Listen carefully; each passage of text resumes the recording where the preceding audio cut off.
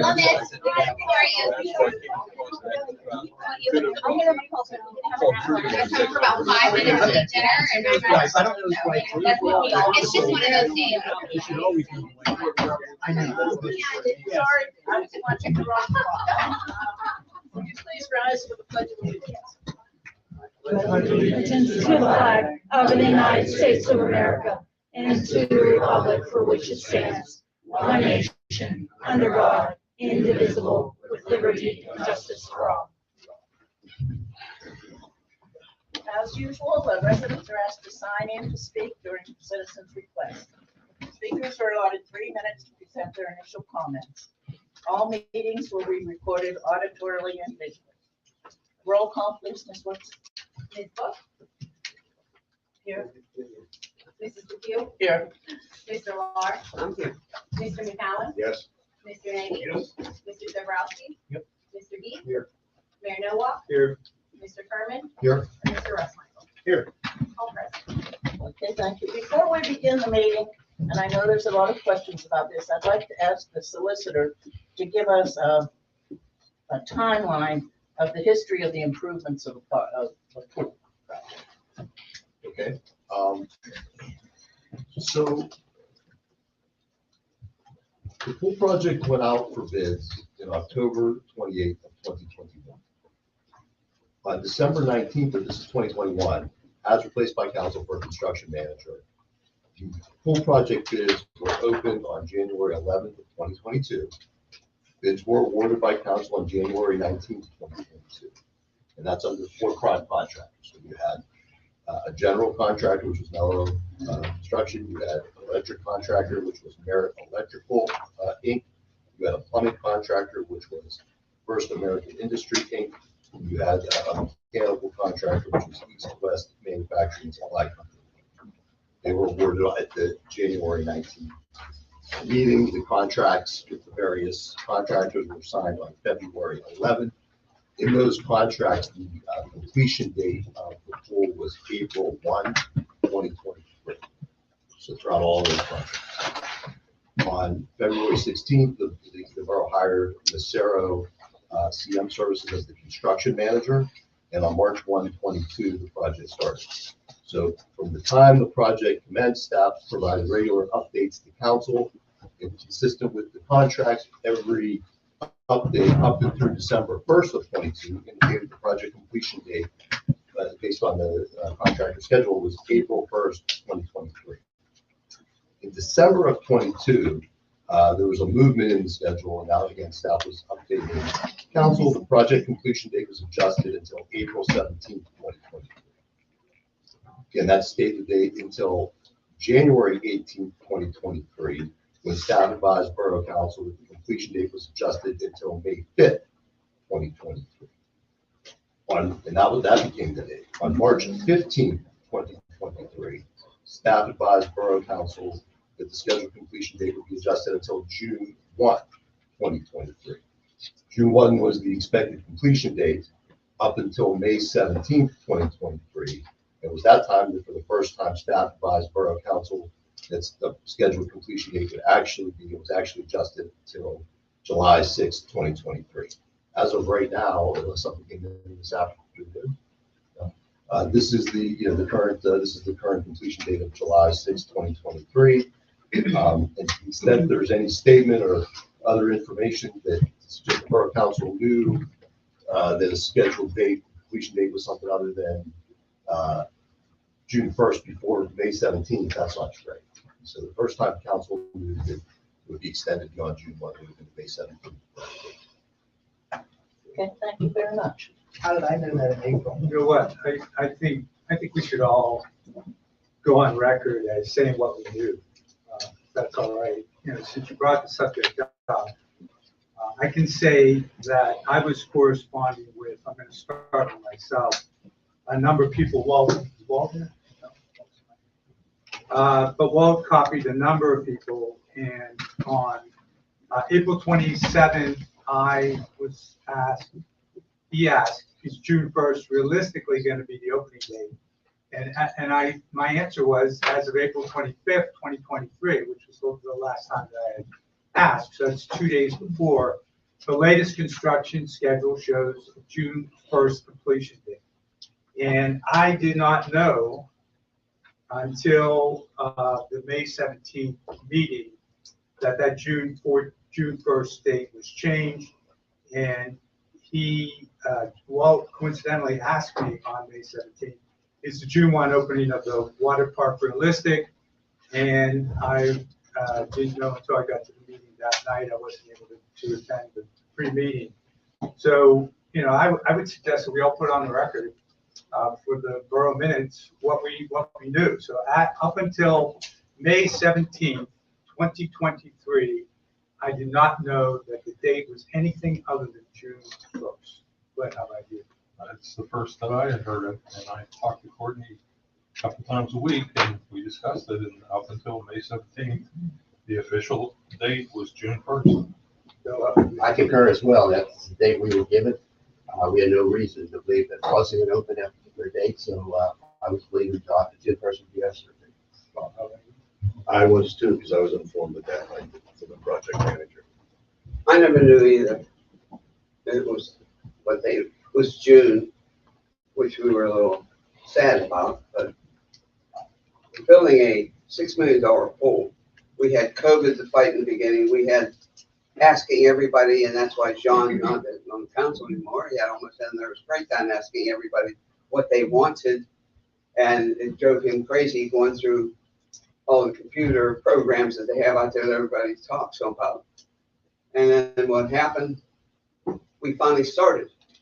What was the date we started to dig the hole? The hole was dug and cleared away. What was the date we really started to build? That's the big question. But the question is, did you know before the May 17th meeting that it was going to be anything other than June 1st? No, I did not. And none of that made me happy, but that's what it is. When you're building this kind of a swimming pool, there are multiple layers. We started from dirt, 20, 30, 40 feet down. And anybody that seems to understand, and anybody that's in construction ought to know that it takes time to build. You're watching people you've seen up at Cold Springs where they're still not put the buildings up, and they've been working for almost, 10 months? The point is that people don't understand that they want it right away. You can't get things like that right away. If we didn't take the time, the energy, and the stamina to make sure this pool was put in right, have 3 different groups of people watching over this pool while it was being built and protecting the residents, I don't know why anybody has to make a stink about the whole thing. Okay, my Linda, turn. did you know? June 1st is the date known to be the date until May 17th, when we had that discussion. The solicitor gave all the dates that I ever heard. I've never heard anything else. So, If I may ask, with all the information that's been provided so far, I've not heard anything answering the question why. Now, I realize there's a lot of complexity in a project of this nature overall, but, pushing it back, particularly a month plus from the 1 June to the 6 July date, is there any wherefores and whys? I think I'm going to refer that to the solicitor because I'm very afraid anything I might say It's going to go might become a problem in a lawsuit. So I will let him answer that if that's okay. Yeah, I mean, it was a delay in the project, and the reasons will, vary. So how our position is, the contractor didn't get done on time.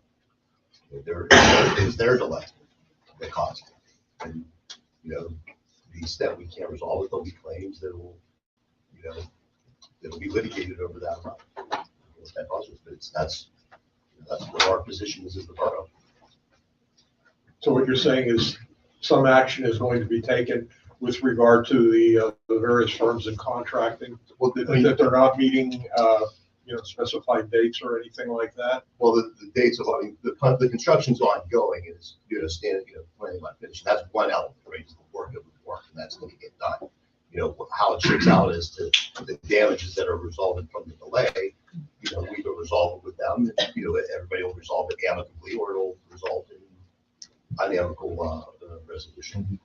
So that remains to be seen at this point. Before you continue, how can you state your name and address for the Okay. record? Okay, my name is Harold Plusa, and I reside at 4647 Doverdale Drive.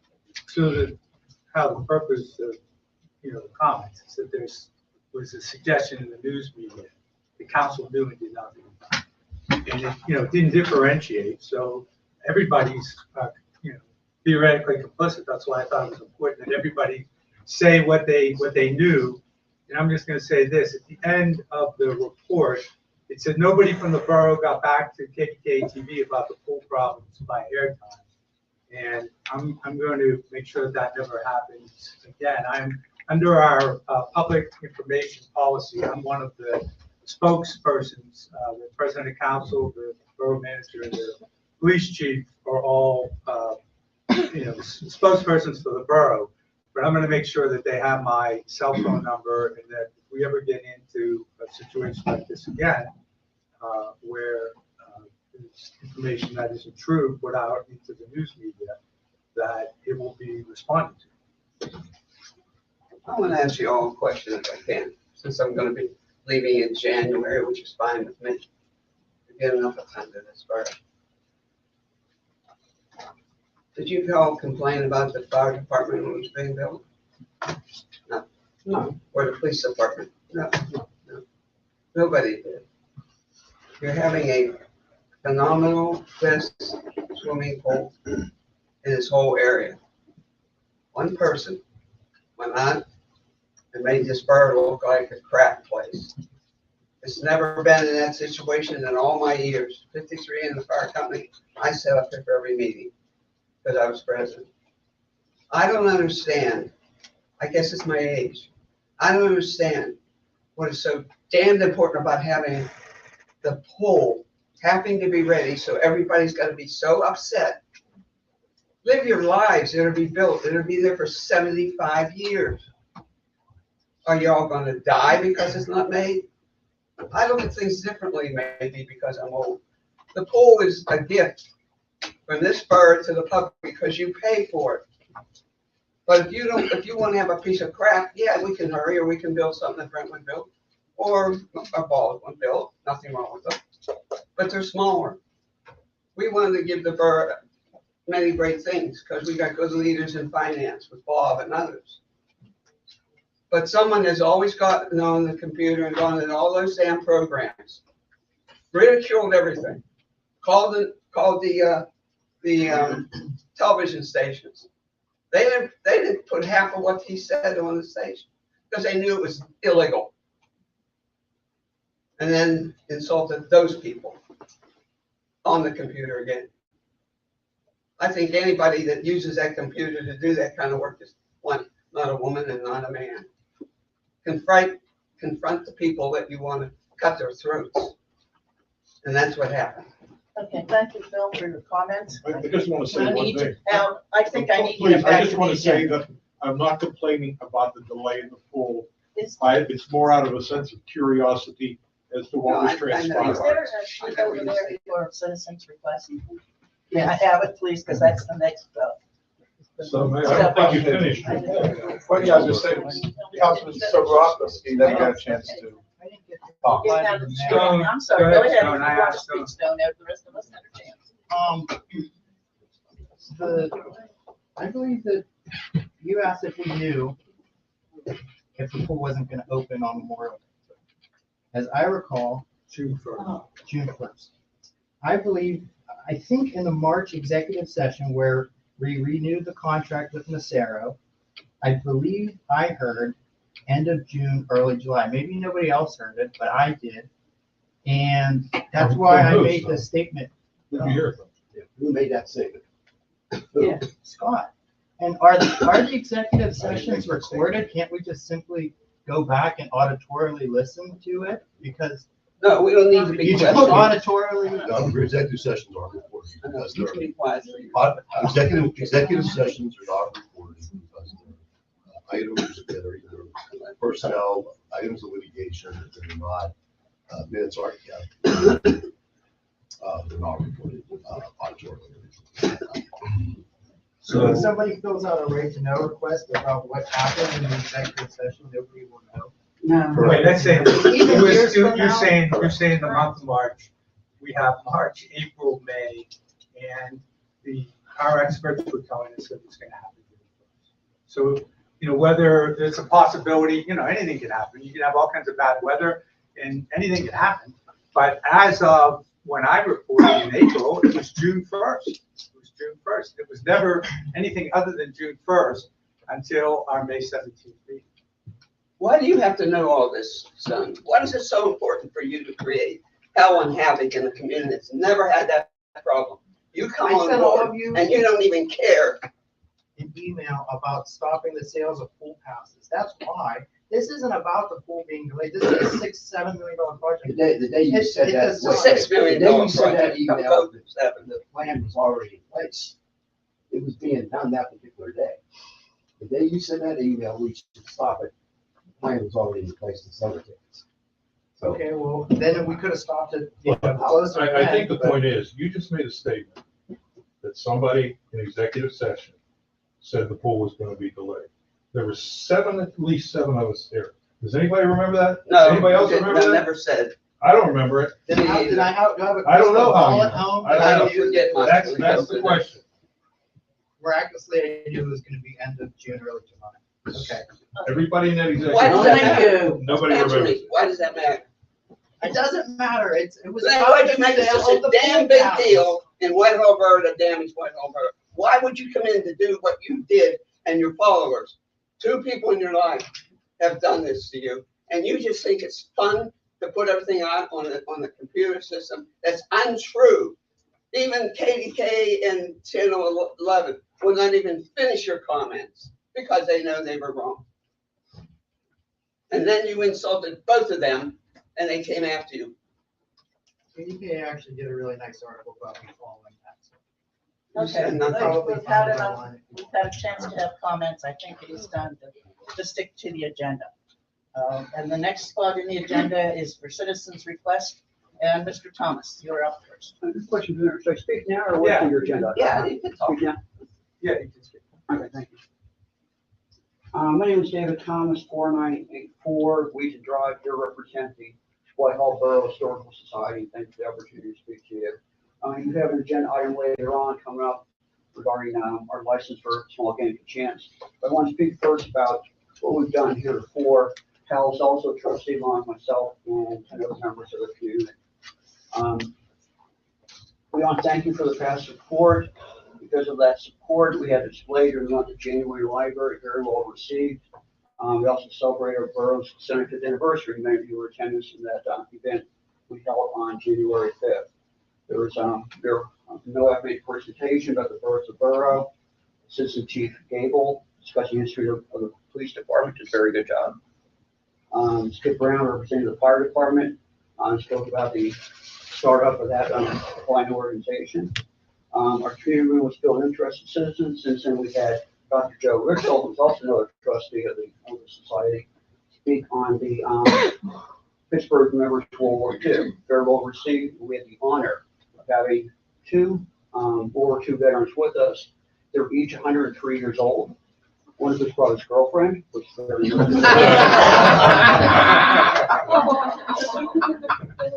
I didn't know that. I didn't know that either. He made that point real clear. With a big smile. I told my wife about that. I said, that's my goal for 103.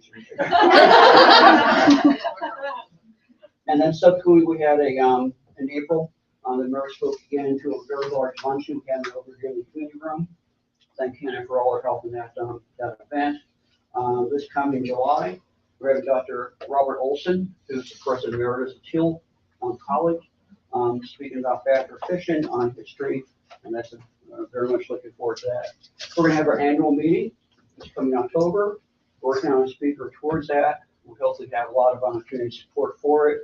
We have currently over 60 members of the society, and we're hoping to grow that number even further.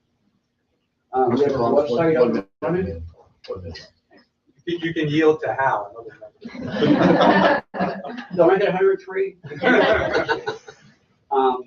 We have our website up and running, and it's very well received also. You did hear the Mayor's and Skip Brown's talk on that. There have been other lectures put onto that also. Our auction of the street signs, and very much appreciate you giving us your street signs, took them off your hands. And we've sold over $5,000 worth already. Wow. So some people are getting them already from the library. We thank the library for that. Others will be available at Community Day in August. How much per sign on that? Bid started at $25. If you make a $75 bill, I'm gonna have to get it. And the most, I would say, easily 90% of the streets have more than one sign. See the opportunity, but they're not in all good condition, so try to get there first and foremost. We very much appreciate giving us authorization to get the smallest game of chance license. Pick up a couple dollars here and there, Chinese auction, 50/50. You want to do it right, and we appreciate the opportunity to continue to raise funds in that way. And I thank you all. To make sure that we're all, but I will contact you if you give me your name and number after the meeting, and we'll see what we can find out about this. I did talk to a friend with a police officer last night. And he said, trying to get license plate numbers. No, I understand that. We don't want to put you in harm's way or anything, and just letting everybody know that our phone answers 24 hours a day, 7 days a week. Call us, report it to us, and we will investigate it. And I can attest to that works because my daughter had a concern on her street, 4 houses up. We notified the police, and it turns out the guy was making bombs. Wow. So you have to let the police know. It's very important. That's right. Okay, and next we have Jane Cassiotto. Yeah. Jane Cassiotto, 5348 High Grove Road. I'm just here to say that we've lived in Whitehall for over 30 years. We own our house. We pay our taxes. We pay a property tax. We actually pay property tax. And I just want to say that all this trash talk that's going on about the pool is a sad, sad, sad situation for Whitehall. The more you talk about the negativity of your pool, the more you might as well just say your house is worth trash. Because what you're doing is you're drawing down the value of the community. And you pull down the community, you have no community pride, and what you do is you're dragging this community down for anybody who's looking at us facing outward. I don't want Whitehall to turn into this community, and I can see that it's going to happen. And it's going to get a lot worse before it gets better. This disinformation campaign has got to end.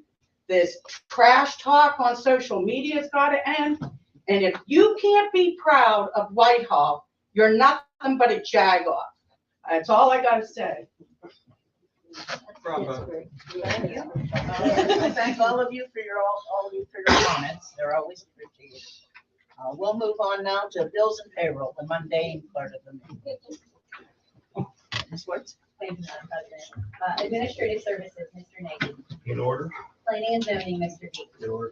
Public Safety, Mr. McCallum. That's in order. Public Works, Mr. Law. It's in order. Recreation, Ms. Cook. In order. Storm Sewer Fund, Mr. Law. In order. Sanitary Sewer Fund, Mr. Law. That's in order as well. Construction Fund, Mr. Nagy. And Capital Projects Fund, Mr. Nagy.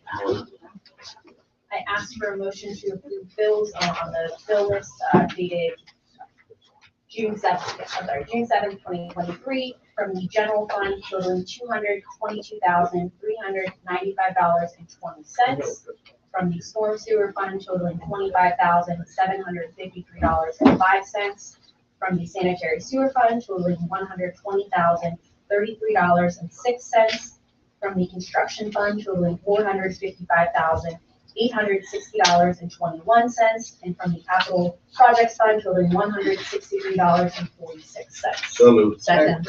Any questions? All in favor, say aye. Aye. Opposed? Motion passes.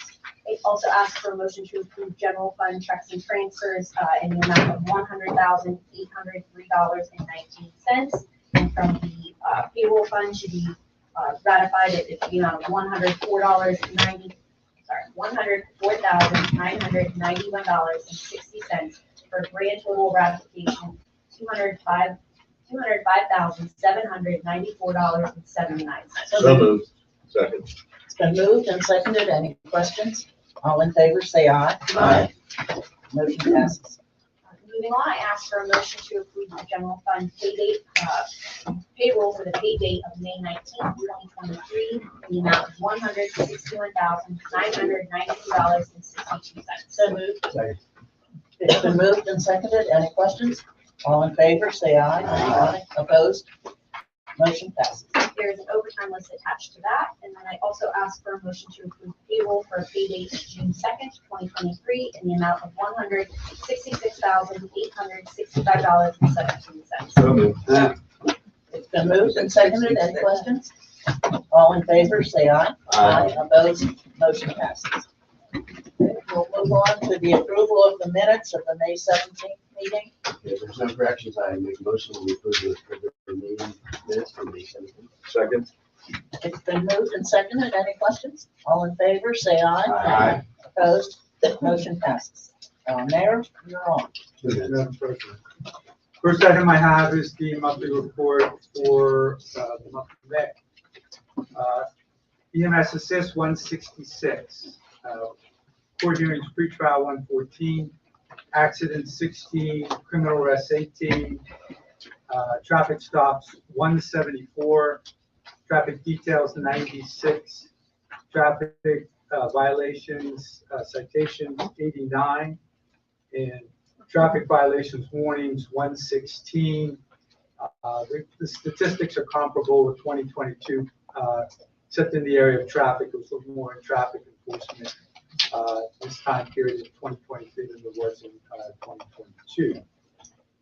Motor monies collected turned over to the borough during May 2023 totaled $2,806.30. Moving along, police department continues to work on traffic issues within the borough. So officers completed a daily traffic detail at Mother Mercy Academy to relieve traffic congestion on Woodville and Baptist Road during dismissal. They adjusted the green light cycle at Brownsville, Baptist, and Provost intersection to allow more vehicles to pass through the intersection during rush hour. It backs up every day. And it's been increased because of the Provost Road project. It was backed up all the way from Provost down to Castle. Repaired the traffic signal loop sensor at the Baptist Doberdale Wayman Road intersection to alleviate grade. Completed the mid-block crosswalk on Wayman Road between Princess Lanes and Wayman Plaza. And requested Columbia Gas to install larger road closed and detour signs for motorists traveling north on Provost Road toward 51. Police training activities, Sergeant Hinkle and Officer Lofstetter completed their annual mobile field force training with the Shaycog support team on May 19th.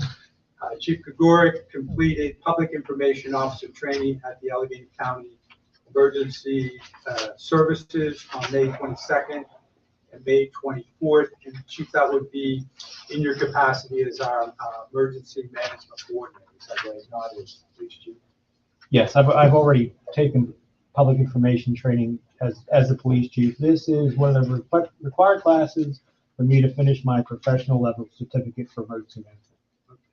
I got one more left. And then Investigator Newbold and Juvenile Officer Smith attended a forensic interview workshop on June 1st for crimes committed against children.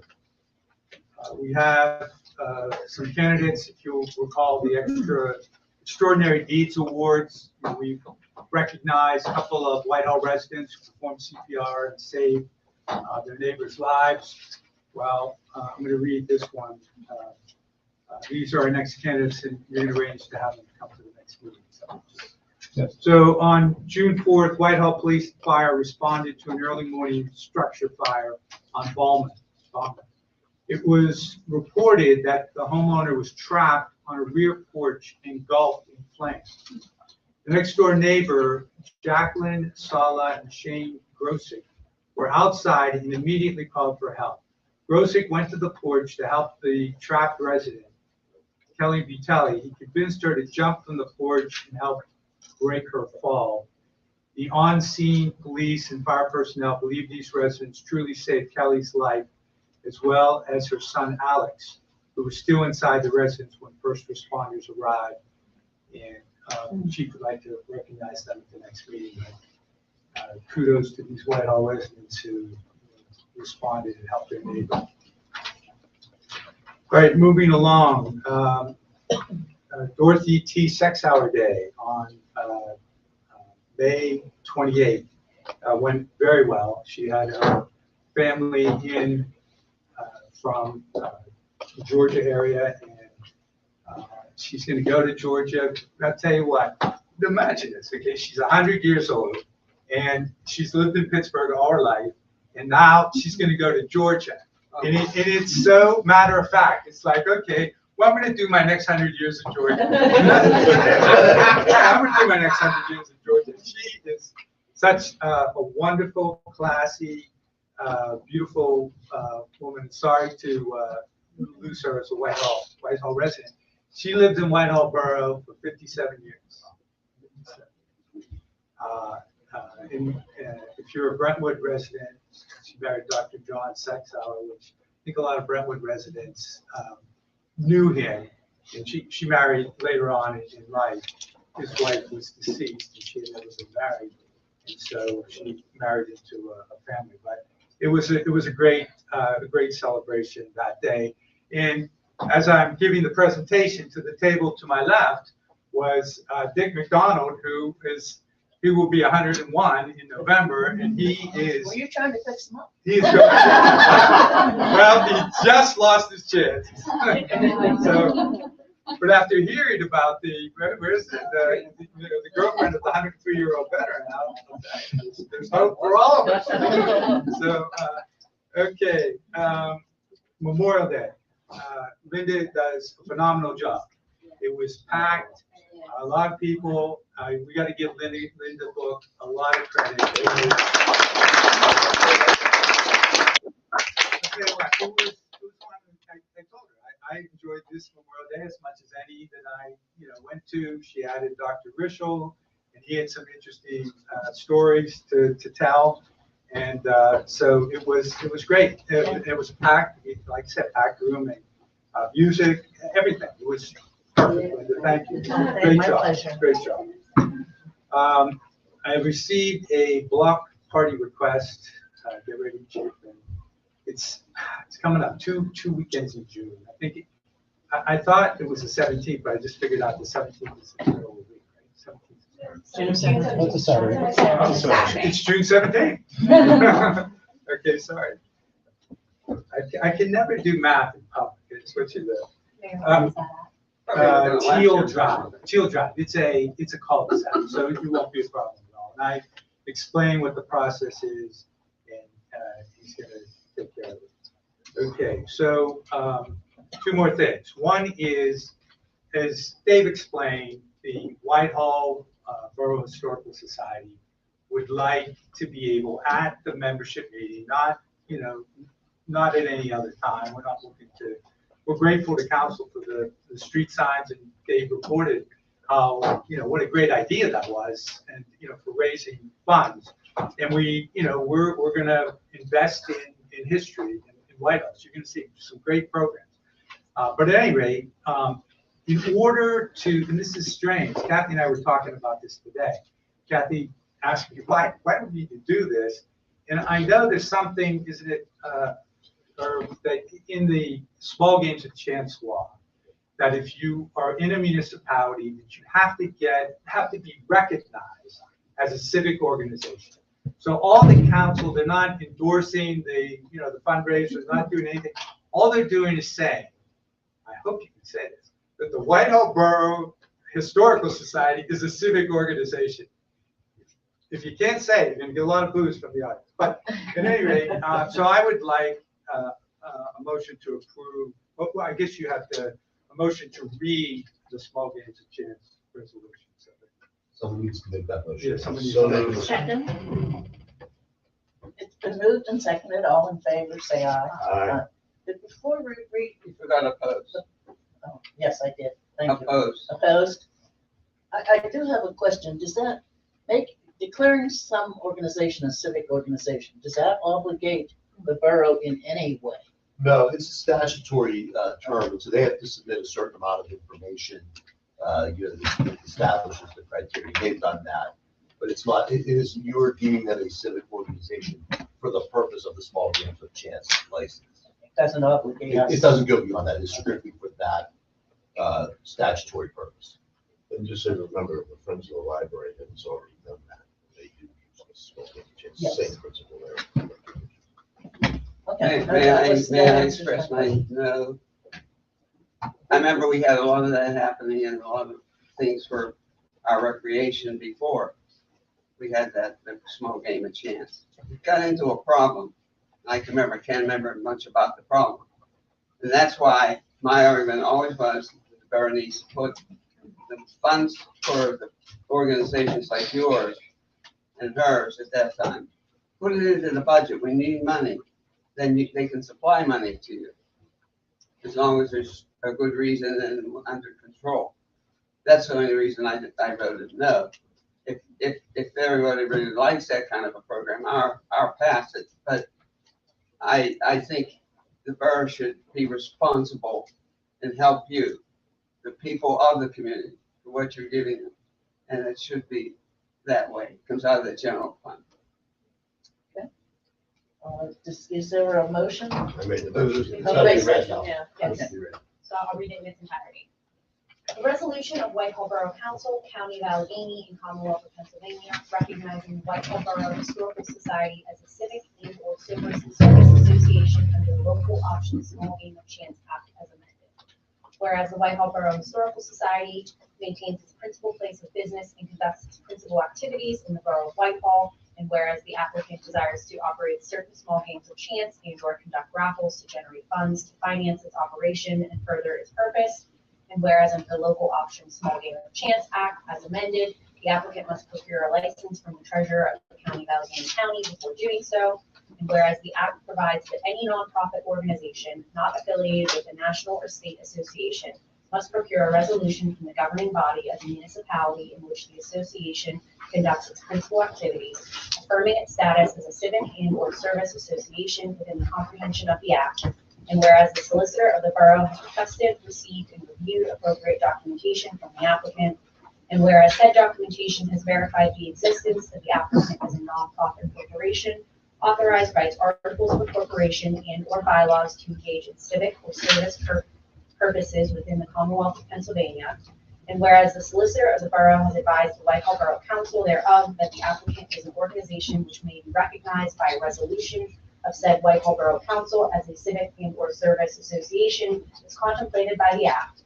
Now therefore be it resolved that the Whitehall Borough Council of the, and it is hereby resolved by with the authority of the same as first, the recitations set forth herein are incorporated by reference thereto.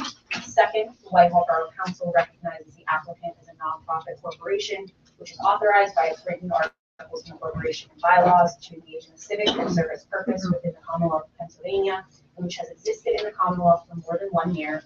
Third, the Whitehall Borough Council, by the adoption of this resolution, recognizes the applicant as a both civic and/or service association within the context of the Local Option Small Game of Chance Act as amended.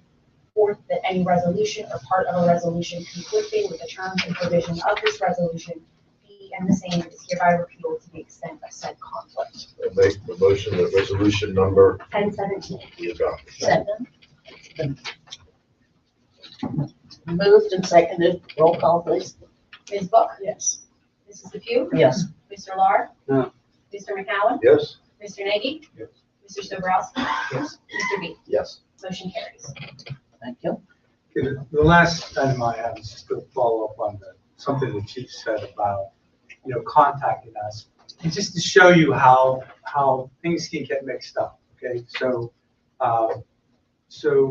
I get an email from a resident who saw something on social media that another resident was complaining about the filling of cracks in the street. And I couldn't recognize from the picture what the street was. So I sent it to Courtney and I said, Courtney, what's going on here? Because the headline was Whitehall tax dollars wasted. And so Courtney quickly how she recognized the street, I don't know, but she recognized the street. She said, Mayor, that's Baptist Road, and Baptist Road is a state road. So it was actually being filled by state personnel, not Whitehall personnel. And then what happened was, and this is interesting, and it just goes to show you that you need to, call or contact. So I get another email from a person who says, let's see, it just says FYI. And it happened to be Mike Harricle, who is the mayor of Whitehall Township. And apparently, must have Googled, Whitehall mayor, and said also all the taxpayers' money into fixing Baptist, and look at the cracks. They didn't fill any of them. They just sprayed it to make it look like the work.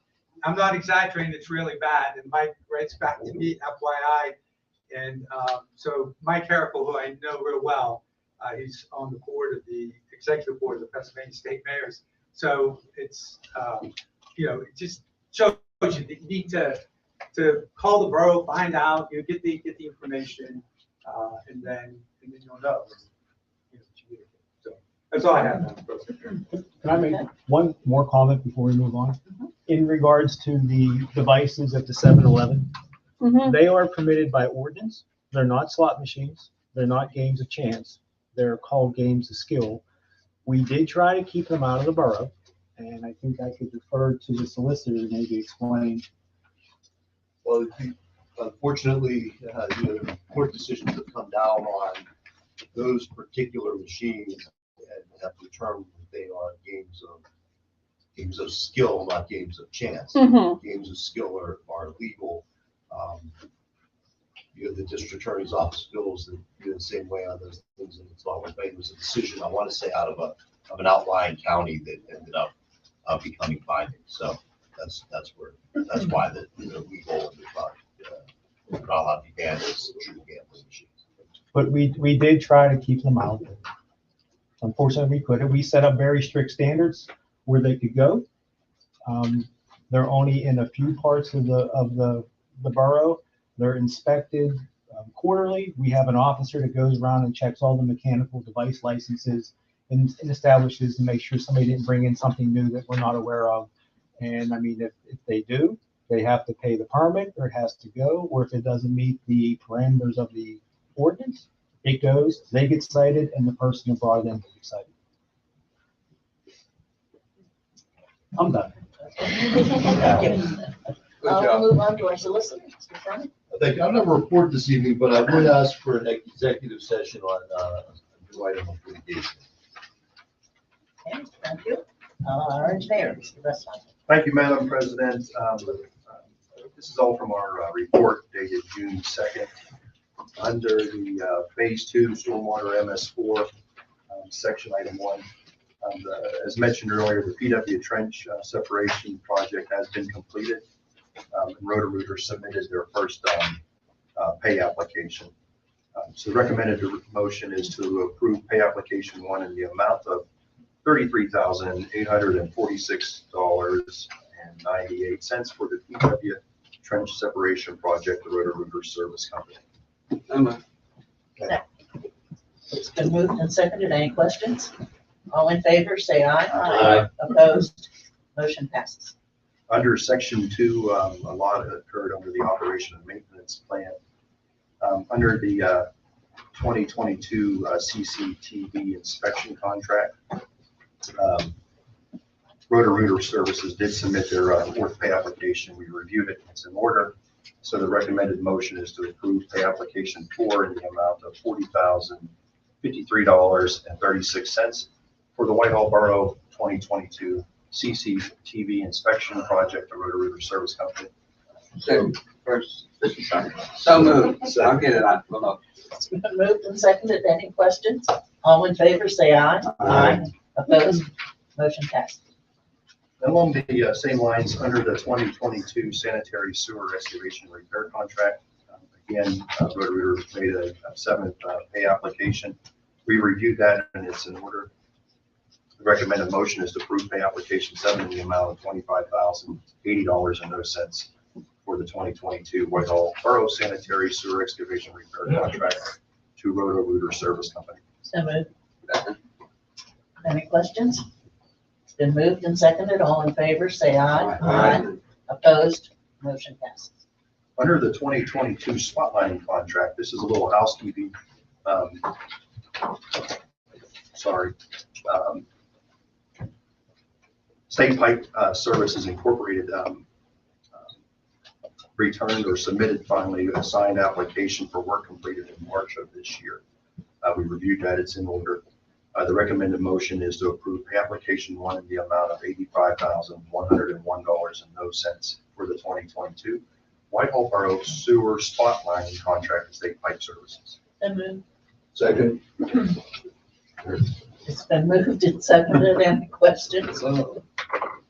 All in favor, say aye. Aye.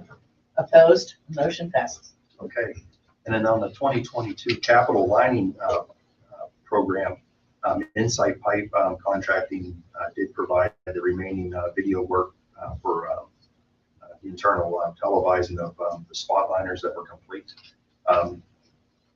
They submitted their pay application too, along with their bonding documents.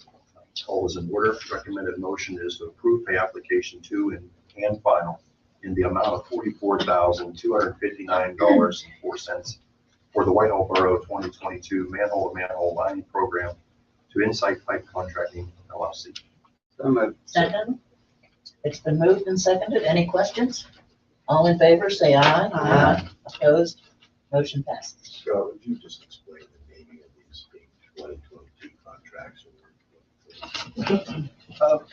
Yes, the contracts are typically placed for bid mid-year. So we're preparing 2023 repair contracts currently. They'll be advertised once all the paperwork and so on, the bid process occurs. Work starts late fall. A lot of times it is completed during that calendar year. It extends over into the fall. And just earlier for the final closeout on the spotlighting, that work was completed of November of last year. They just provided the videotape. They would verify that the work that they did was completed, because it's all internal. It's all below ground.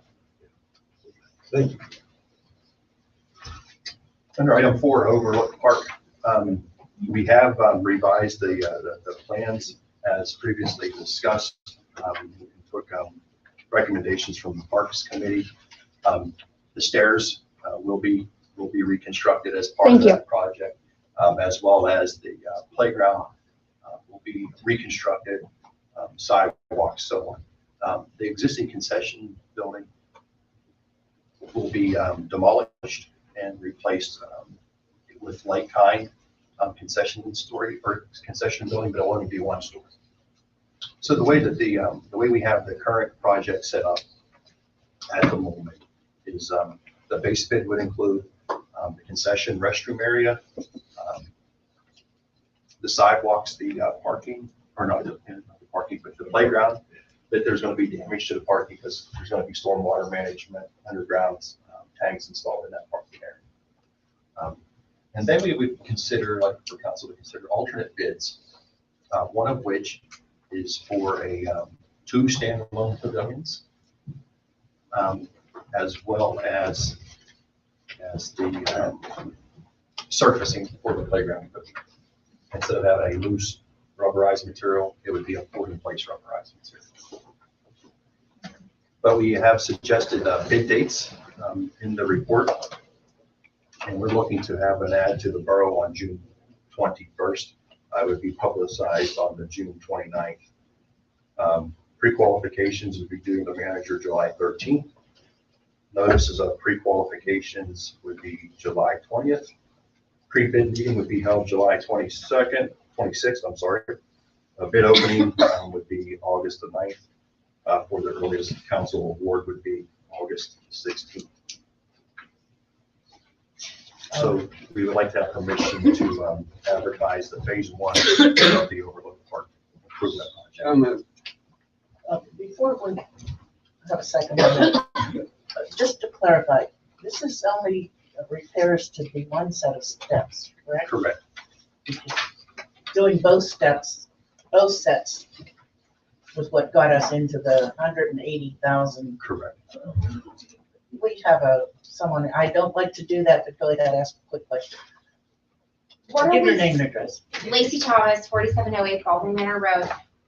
From the original plan that the bid was it was out of scope, right, for what we could afford. What are we stepping back from? What did we scale back? Other than the double set of steps that we're talking, what else is scaled back and not included in this? Absolutely. Improvements to the existing baseball field. Okay. So that would be the infield regrading, the outfield regrading, infield drainage, backstop fencing, the set of steps going to Spring Valley. The concession stand, the size was reduced from essentially, I don't have the exact numbers off the top of my head, dimensions, but it contained 4 family restrooms. What we're proposing is 2 family restrooms. Okay, thank you. So then it's got the walking trail as part of it too. That's exactly right. There was a walking trail around the perimeter was going to be reconstructed. Just keep in mind, there was only one bid submitted, or only one bid received, so. Yeah. But either way, it's still way over. And it's not that those things are totally forgotten, it's simply to try to get it down to a scale that we can accomplish it this year, because that's when we have the funds to spend. Gets complicated. All right, I'll make a motion for the engineer to proceed with the advertising for bids for phase 1 of the Overlook Park improvement project. Second. It's been moved and seconded. Any other questions? All in favor, say aye. Aye. Opposed?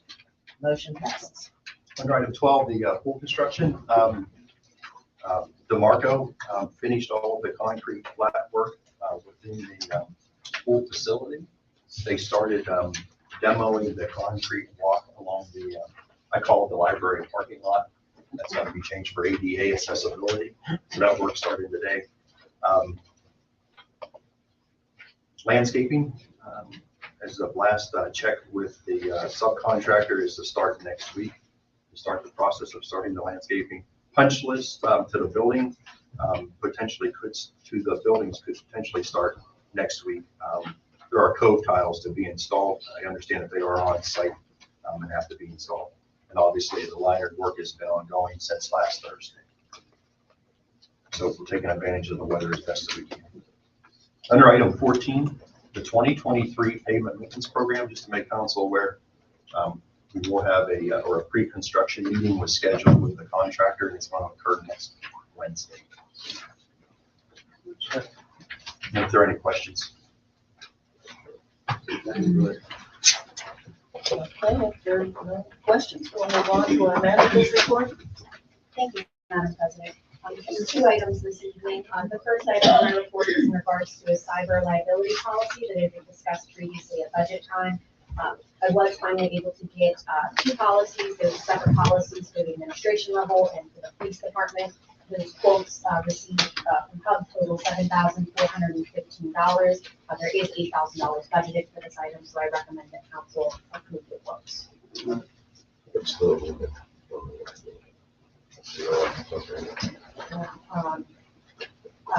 Aggregate is 1 million on both of them. Okay, so just one. Yes. I think it was moved, I'll second it. It's been moved and seconded. Any questions? All in favor, say aye. Aye. Opposed?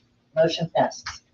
And then recently, the borough the Garland Company came and completed a warranty inspection on both of the borough roofs. The roof outside this office here, the police roof, that was recently installed in 2020 and is in great condition. However, the main borough building roof is approaching the end of its useful life. It was installed in 1995. There are 2 years left on the current warranty. There is some minor maintenance that Public Works is going to look at performing, but I want to put it on council's radar that is going to be slated for replacement within the next 5-ish years. The current quote received is between $600,000 and $750,000. So putting that information out there now. Under the warranty, is there any repairs or any work that they can do now to help us extend it? There is stuff that they could do. I talked at length with the representative from Garland and his professional team. It wasn't worth the money. There is stuff that Public Works could do that would, be sufficient. I mean, that being said, you could look at that quote, it's a couple $1,000s, but if you're also going to be looking at this kind of number within the next 5 years, my recommendation is to wait. We haven't had any leaks. It is still fine, but just putting you on notice that the warranty itself will end in 2 years. That doesn't mean we need a roof in 2 years, but something to think about. And that is all that I have. Any questions from this board? Committee reports. Recreation. Thank you, Madam President. I'd like to introduce our Recreation Director, Hannah Bauer. Hello, everyone. On May 30th, summer camp staff welcomed the majority of the pool staff to our summer camp orientation. I'm happy to announce that we're only losing 1 pool staff. Management has no concerns about being able to cover this loss. We have an eager and committed team for when the pool opens. I'm overjoyed to also announce that the new Community Day sponsorship structure allowed us to double the number of sponsorships and participation, and we're still accepting more. A couple upcoming events. We have an event with the library on Friday. It's a teddy bear picnic where the kids are able to bring their own stuffed friend. They'll have crafts and activities, and they do get lunch as well. Our next concert is June 16th at Brennan Plaza. On that Friday, we'll have food trucks, and our performer is actually flying in from Nashville because he got a contract with Nashville, and he reached out to us before he left because I am family friends with him. So he's flying in from Nashville on Friday and flying out on Friday night to go back to play a show on Saturday. So if you can come, that's going to be a very good one. And then lastly, summer camp will begin on June 19th. Non-resident spots are almost sold out, netting the borough over $9,000, which will help offset costs for summer camp. Any questions? Yeah, I heard Paul Rennie's concert. It was really good. That was at Snyder. And I think families did love having the space where the kids could play. It just not be, obviously Brennan Plaza is beautiful. It also has that beautiful stage with new bleachers, so we are going to keep it at Brennan Plaza. But it was a really good concert at Snyder. Yeah, that's what I heard. Judy, did you have a question? No, I wanted to thank you when I called about the pickleball net being destroyed.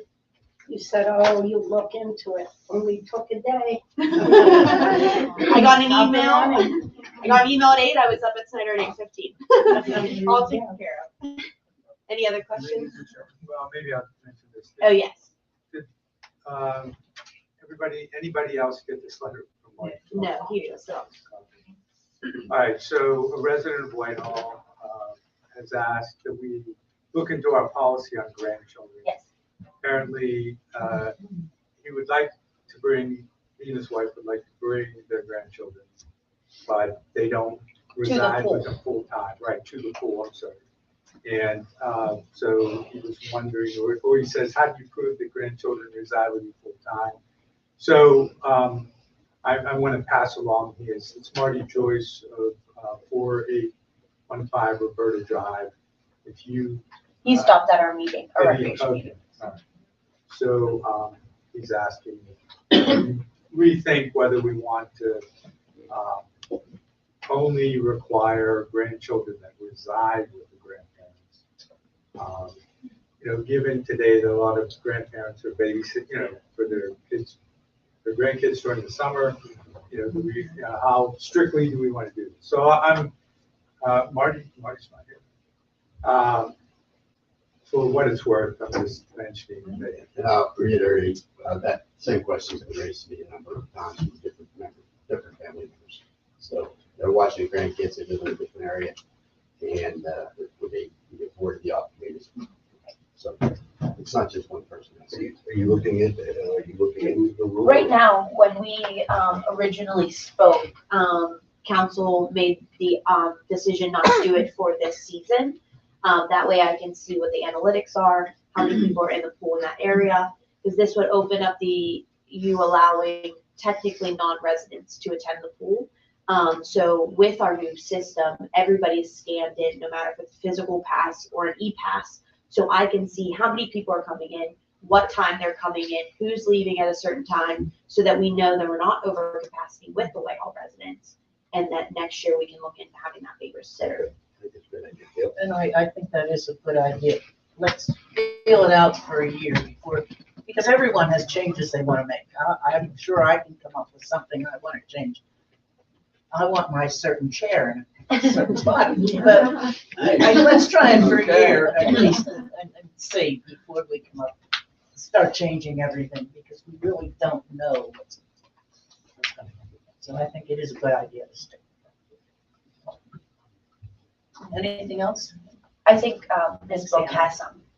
Yes, I have 3 motions here to bring up to council, and the first is, which we've tabled a couple times already, to authorize Public Works to relocate 5 trees to the perimeter of Frank Park. Can I ask, did everybody get my email? Okay, so I sent an email to members of council. Mr. Nagy was the only one that got back and said, you know, there may be some members of council. I'm going to say, members of council, as you may know from the agenda, there will be a motion that authorize Public Works to relocate 5 trees to the perimeter of Orchard Heights Park. For all of the reasons detailed below, and I sent you this email before, I would respectfully ask you to vote no on this motion or not make the motion in the first place and die. Please do not introduce organized sports into a park that was specifically designed for passive purposes in consultation with the sports associations who were in agreement. There are other venues for this organized sport in Highlands and Snyder Park that are currently under discussion in the Parks Committee. Stone, you were one who proposed something like this in Snyder. So there are discussions about other parks. It is completely unnecessary to do this to Orchard Heights Park. Thank you, Mayor. Mayor, did you receive this other email today? They've changed their request to look at just moving 2 trees by the playground area to open that up for them. And I didn't know if you had received that. I did, but it's just the whole idea that organized sports and that, you know, there are other places where this can happen, and they're free to go up there and kick around the ball, right? That's what I they mean, want it's to just do not- anyway. They can't really use that as a Yeah, soccer. so, you know, yeah, let them kick in other places if it's not safe. As I said last time, it's a family park. It was designed that way when I was on the committee. There's some things you need to finalize up there. It should not have any sports in it. I'm not against the kids and having all these things. I think it's great to have all these sports things, but sometimes you run out of space. You run out of time to put them in. You got to then learn to go to the school with ideas that you're not going to have to charge us, or go over to Baldwin for the organization. So any way you can do it, you can't take every space. Next thing you know, we're going to want to put one in the middle of the street. You know, you reminded me of something that Bill Beach mentioned the last time, which is Westwood. Right. You know, has their field. That's There's a other possibility. options. There are. They So do. They nobody have makes their a own motion to not. Right. There's no motion. No. So it dies. Okay. Next is to adopt the pool disciplinary policy for the swimming pools. I need to read this, obviously. No. I don't. That's not a resolution. It's just a policy. Okay. So I will make a motion to adopt the pool disciplinary policy for the swimming pool. Second. It's been moved and seconded. Are there any questions about it? Yeah, the only question I get, what's the difference between the earlier one we had? The solicitor reviewed and had some comments on at the bottom there, the disciplinary action and the ability to appeal. Right, that review, you know, someone was.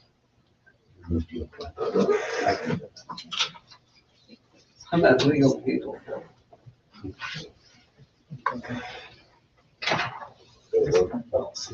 Okay, there's a motion and a second. All in favor, say aye. Aye. Opposed? Motion passes. Okay, thank you. And the third and last, to amend the lap lane swimming times and adopt a lap lane reservation process. Second. So there's a motion and a second. I have a question. Again, going back to why are we changing things before we know? This is like a policy we had last year. Did we not have the expense swing available from 12 to 1? 12 to 12, 12 to 1? This was, the proposal is to change it from 12 to 1. Right. No, to 12 to 1. Yes. Extending it an extra hour. Yes. We had that in place last year. No. It was from 12 to 12:30.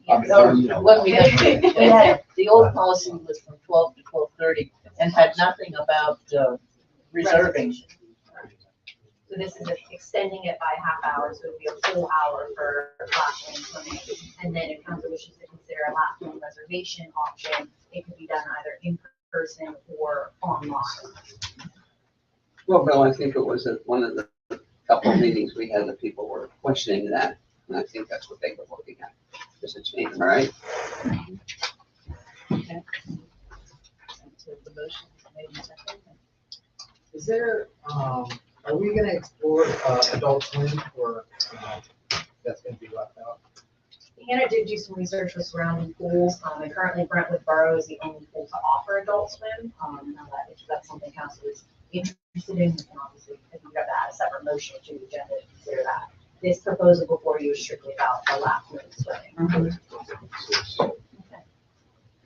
Okay, there is a motion and a second on the lap lane swimming. All in favor, say aye. Aye. Opposed? Opposed.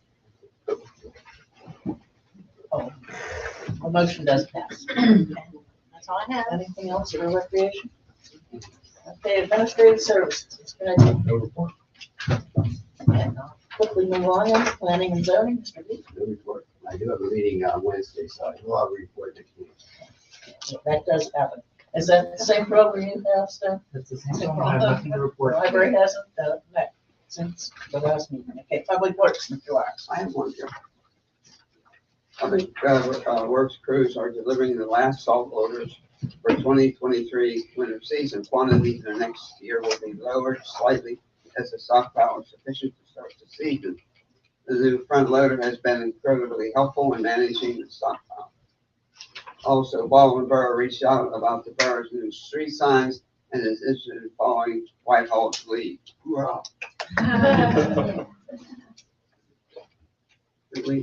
You recognize we built $1 million salt then to save a lot of money over the years, and that's why we took the rest of the salt we could store it instead of paying all the extra fees. That's it. Okay. Any questions on Public Works? Or Public Safety? Right? Thank you. Just so for public disclosure, myself and President Council and Chief of Police, we met with the folks at Commonwealth Investment Management and the actuarial people on there on this phone too. So we had our quarterly meeting relating to the pension plans of the borough for the uniform and non-uniform personnel. The next step will be come here in the next month or so to start doing the actuarial study. It's required every odd year, and they will be providing us with the MMOs. In the past, we talked about what rates they might be utilizing for their actuarial work, and I believe it was what, 6.5 or 6 3/4. 6 3/4. Okay. It used to be higher. If you folks remember, it used to be higher in the past. So once we get those MMOs, we'll start figuring out what we need to do from there. As I explained before, not funding these MMOs, well, they're actually required by law, but not funding those puts us in behind the 8 ball in regards of what money is owed, and this grows exponentially. It just is not just interest. So we're staying on top of that, and we'll get some more information back once we get that from the actuary analyst. Bob, would you explain to the public that? I don't even know. Minimum required. Yeah, municipal minimum Obligation, that's it, yeah. Municipal. So what it does is every 2 years, the actuarialists come in and they do an analysis and study of the assets and our pension plans and what's projected to be utilized and what earnings they might have. And they come up with a liability where they do the defined pension plans. These are defined, they're not just regular. So, and with that, they tell us how much we gotta fund each year to keep the fund solvent and pay its obligations to the retired folks of the police and the non-uniform, which would be everybody else. And we are full funded in both plans. Yeah, thank you, Steve. So, okay, moving on.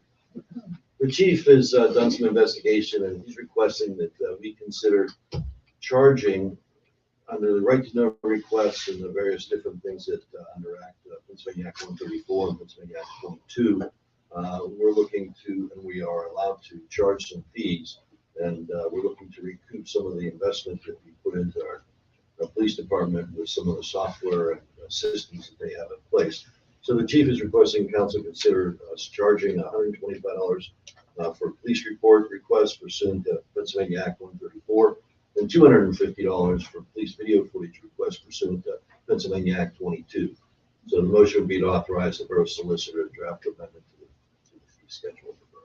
Chief, do you have any other comment on that one? Basically, Act 134 allows a crime victim or their legal representative to get a redacted copy of a police report that is generally screened from the right to know request or public knowledge to file a verified civil action. Because of the amount of work and time that goes into it in the police department, because I have to sit there and do everything to make sure that all the criminal justice information is redacted. I can't release any personal protected information. I can't release any information that reveals tactics or internal procedures of the police department.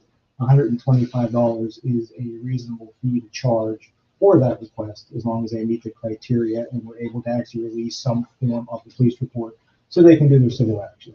Act 22 covers the in-car camera video. It covers the body-worn camera video that's captured. That's not a part of the right to know request. That's actually a very labor-intensive process. There's like 5 or 6 different categories that have to be met before we can even consider releasing it. If it is released, it's a very redacted copy of it, because especially with the body-worn cameras, we might be inside somebody's home, a personal space. We have to, conversations, juvenile information. You have to have permission of everybody that's on the recording to do this. We just made an investment of $6,000 for the software to be able to redact the videos, another $2,000 for the computer. So again, $250 per request. If we're able to give them a copy, I think is reasonable, considering the amount of work and investment that had to go into it. And these are all kind of comparable to what other agencies are doing within Allegheny County. I know one was on the very high end of the $600 per request for police video. $250 seems to be what the average is at this time. Okay, so I'd like to make a motion to authorize the solicitor to draft it. Second. It's been moved and seconded. Any more questions? All in favor, say aye. Aye. Opposed? Motion passes.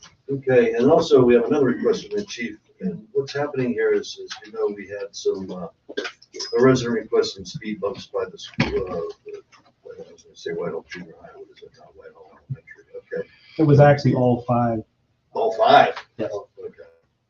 Well, and what people don't understand is there are certain state requirements and tests and things that we have to consider. So what we're trying to do now is we've come up with an approach that we think will help, because we would like the chief would like permission to work with the solicitor to develop a draft traffic calming policy and present it to council for review. Several other communities in the South Hills have similar policies designed to provide clarity and standards for this for community members.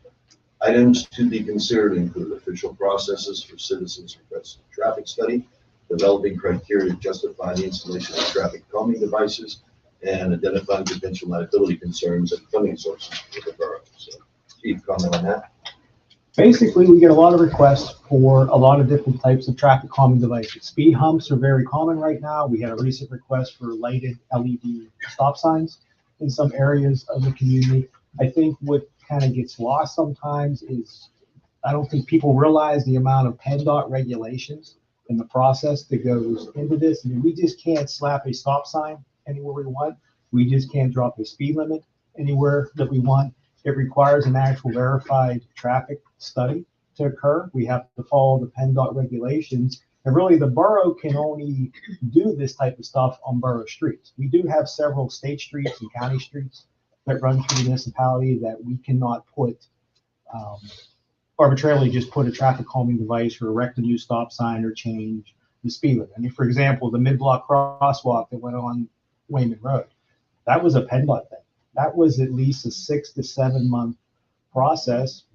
We had to provide information to them. They had to do their own studies. They're the ones that approved it. The borough didn't do that. Brownsville Road, with where the portable speed signs are that actually have the solar panels attached to them, that's a county road. That was almost a 2-year process, involved the borough, the county engineering department. There was another entity that was involved in it. It's not that we're not receptive. It's not that we don't want to help the residents out. We are just bound by red tape. And if we don't do it correctly, then the borough is liable if there's an accident or something that happens on that roadway because it doesn't meet all these regulations. So that's what we're looking to do. We're trying to be transparent, come up with an actual policy and procedures, incorporate the PennDOT regulations. So when somebody comes and asks us, can we do this? It's more than just yes or no. You know, we should be able to give a packet of information that shows why we can and why we cannot do the action that's suggested. Okay, thank you, Chief. So we got the fee done and everybody's okay with, do I make a motion for that for working with the solicitor? Yes. Okay. So first do a motion. You're talking about the traffic calming? Yeah. There's no motion. There's no on motion. that. I just okay. want Yeah. council's permission to work with the solicitor. Everybody okay with that? Yeah, we'll bring it back. Okay. And then lastly, the Civil Service Commission has certified the 2023 eligibility list for patrol officer candidates. The eligibility list is posted on the bulletin board outside the administration. So that's all I have. Thank you. Any questions on public safety? Okay, there's no further information on the clerks. We've given a report on what's happening over. Delegate reports. Allegheny County Association. Thank you, Madam President. Okay, ACBA, ALOM. Which one would you like? Now, Allegheny County Boroughs Association, which I'm a board member, and we had a quarterly meeting on June 1st. And the speaker was Kara McFadden from the Allegheny County Department of Human Services. And she discussed a proposed landslide protection for homeowners and businesses in Allegheny County. It's a nonpartisan bill that was submitted by State Representative Valerie Gatos and Emily Kincaid. And landslides are not typically covered by most insurance policies. Landslides caused by construction, grading, and drilling will not be covered, but let's contact our state representative, which is Nick Pescitano, to vote yes, to push this through. And in 2 weeks from now, I'll come back with updates and hopefully a House bill number on that. So I'll move on to the PSAB, which is the Pennsylvania State Boroughs Association. And every year I do attend the annual conference, which is wonderful. They have a lot of great seminars and speakers, and I was going to be participating in a panel with the state treasurer, but due to a family illness, I was also going to be second vice president candidate, but I could not attend. So I had to forfeit my candidacy, and Randy Riddle of Grove City is the new second vice president. And that's all I have. Good, thank you. The Chamber of Commerce. The meeting was last Thursday. Their big push right now is getting organized for the annual golf outing in September. That'll be September the 18th. In fact, there's a golf committee meeting tomorrow morning at the Whitehall House at 8 a.m. If anybody would like to join, we welcome any participation. So it's a major fundraiser for the chamber for all help support all the activities in the community. Okay. Is that the one, almost anyone? No, that's a golf day. Oh, that's a golf day, okay. That's another thing. What happens is the country club usually puts out their golf outings on Monday. That's the day they close. So, and they'll go through their schedule. Once they're all booked, if they have any open Mondays, they'll let the chamber, through its organization, charge a fee. And it's just to play golf. There's no activities, no nothing. It's really a closed day. You go out there, and I think it's $90 or something like that to play 18 holes of golf and utilize the facilities. So they turn that golf day. Okay. The golf outing that I'm speaking of is sponsored and platinum sponsored by UPMC. They've sponsored it for a number of years. And over the 20 years that I've been involved, we've brought back to the chamber and the other organizations over $400,000. So it's paid out well. It's a very nice outing. It's some of you have attended and seen. There's good prizes, good golf, and great food. So, and the country club works with us each year. So, Thank you. Are you gonna handle it again? no, Good for you. you'll see my name has been taken off of that stuff. So, but I'm still there. Great job. I'm still there. Thank you. Going to Mercer. Yeah. Anything else on Chamber? No.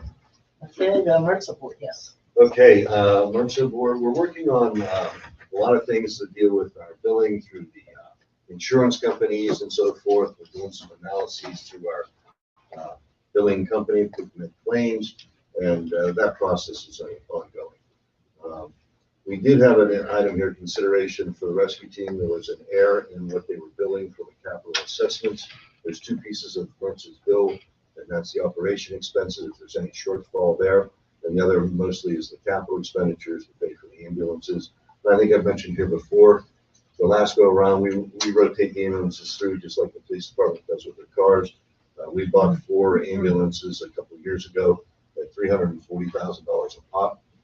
We just put bids out for these, and it's the same identical ambulance, but now they're $400,000 a pop. And when I started in this with Mercer, they were $80,000. And then if you bought the good ones, you could re-chassis, you're spending $125,000. Well, those days are gone. You're talking $400,000 for each ambulance. Well, it is fully equipped without staff, but there's some expensive equipment in there because the racks are what do they call those? Not the dolly, the stretchers. Thank you. Those things are $60,000 a pop. Just that one stretcher. So. But there was an authorization here. There was a shortfall in what was committed to the capital side of the assessment. Whitehall, it was about $100,000 in total. Whitehall's share was $21,876.82. But the Mercer board has decided not to push for that money and absorb that shortfall and move forward to the next year. So I'm not making that motion, and we do not need to pay that shortfall. That's all I have. Thank you. Shake-up, Mr. Reed? Thank you, Madam President. What do you think we talked about in shake-up? Garbage. All right. Big issue was, as the current contract expires December 31st, so we will have a new program effective January 1st, 2024.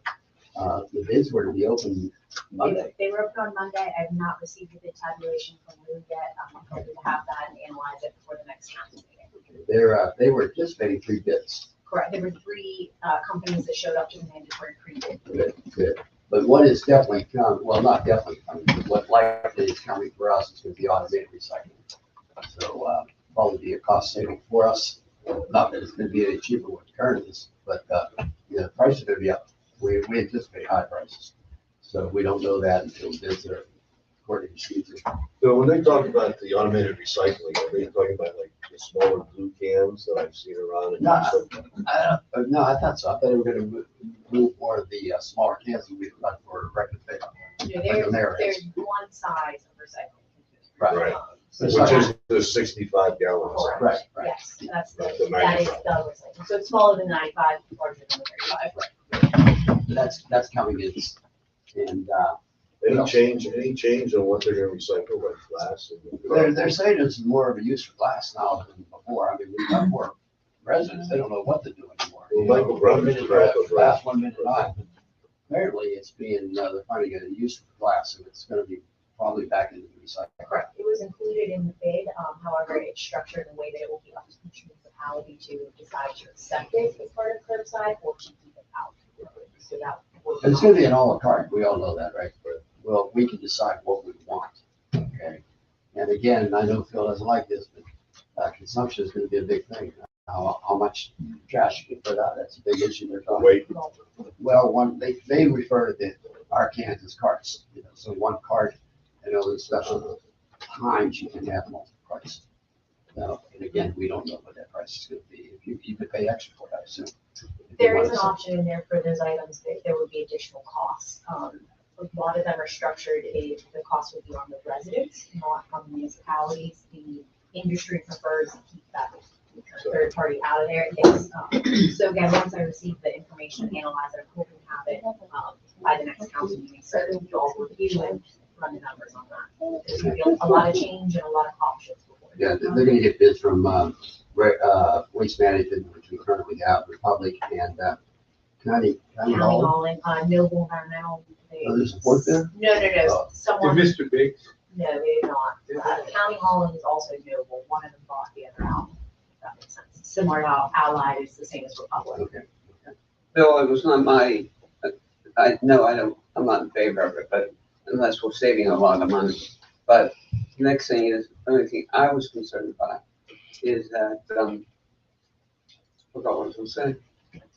And my brain cell. About this, to not, Oh, the garbage or anything, excuse me. These things that we have to pay for that are outside of the garbage. I think they're gonna allow you one time in the month that you're gonna be able to do that, like a mattress and that. But then they want to tell you, well, I'm under the impression that we have to pick up the garbage. We gotta pick up what people put there as we did forever. And all of a sudden they want to charge us. I think that's kind of illegal to me and unwanted.